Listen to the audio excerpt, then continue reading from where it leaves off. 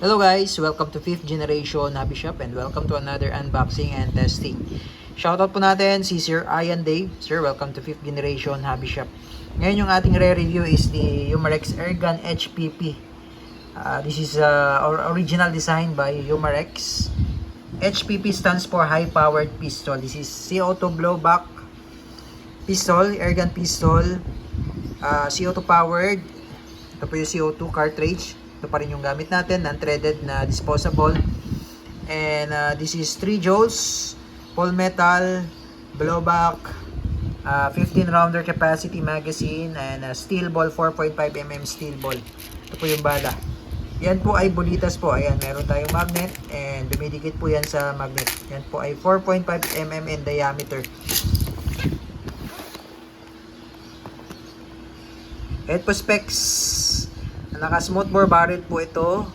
Dual action trigger. Fixed front and rear. Yung sight niya po ay naka-fix. Front and rear naka-fix po. Ayan. 15 rounder capacity. 4.5mm steel ball. Ayan. Comes with maintenance manual. Sama po. And the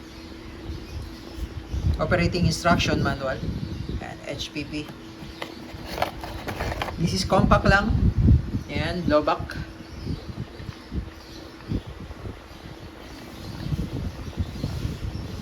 Mabigat siya, mabigat. Full metal.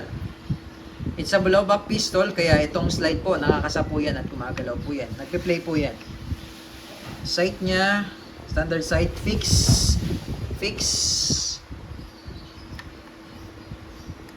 Malakas po ang blowback nito. Pakita lang po natin yung magazine. Ayan, so ito po yung magazine niya, mag-release, magazine. Ayan po yung itsura ng magazine. Yung magazine niya po ay made of plastic lang po ito. Ayan, meron din po tayong available na extra mag. Ayan yung magazine. Ito po yung 15 rounder capacity. So, 1.5 po ang laman. 15. Okay, so pag-load naman po, ito po ang ating steel ball.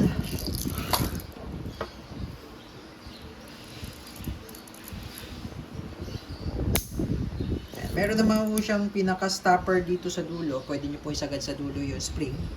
Tapos dito nyo po ilo-load yung steel ball.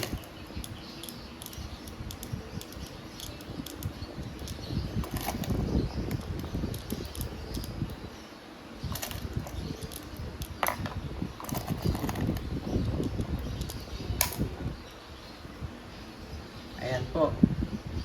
Ayan. Tapos, ang CO2 slot nandito po sa ilalim. Sa may bandang sa may grip, sa may back strap. Ayan. Ito yung back strap. Ito yung back strap. Remove nyo lang po yung back strap. Paano po siya tatanggalin? Ganyan lang. Ayan. Ayan po. So may CO2 na po siya. Nilagyan na po natin. Ayan. So sa paglo-load naman ng CO2, madali lang. Actually, load mo lang yung CO2. Then ito, hihigpitan mo lang siya. Kailangan lang kung mabilis yung pagpihit mo dito pagka hihigpitan nyo na po. Ayan. Ayan. Tapos babalik nyo lang mo ito. Then meron po siyang manual safety. Ito po yung manual safety. Ayan. Sa ngayon po, naka-save po siya. Ayan. S. Naka-save po yan. Pagka ilalagay po natin sa fire mode, ganyan lang.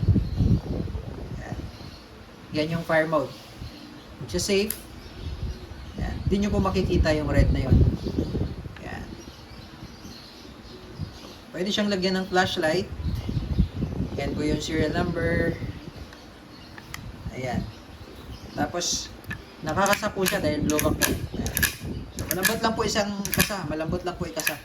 Pero yung recoil po nito malakas. Malakas po yung recoil. Ito magazine. Ayan. So, ganyan po itsura ng ilalim. Ayan. Again, this is the Umarex HPP. CO2 powered steel ball, blowback. Susubukan po natin dito sa lata ng Jolly Mushroom.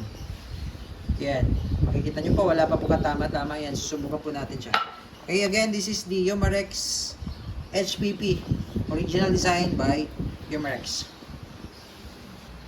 Okay, Sir Ian Dave, Umarex HPP. Testing. Patagin na natin to fire. Tingnan po natin kung ano yung nangyari dun sa lata. Makapal na lata na po yan. Okay, entry point. Ayan po yung, dyan po pumasok yung bala. At hindi po siya tumagos. Ayan po yung bala. Ayan. Hindi po siya tumagos sa Jolly Mushroom. Makapal na po kasi ito na lata. Pero yung mga ordinary lang na lata, like yung 555, ayan, Century, tagos talaga siya. Okay, semi-automatic firing. Malakas po yung recoil niya.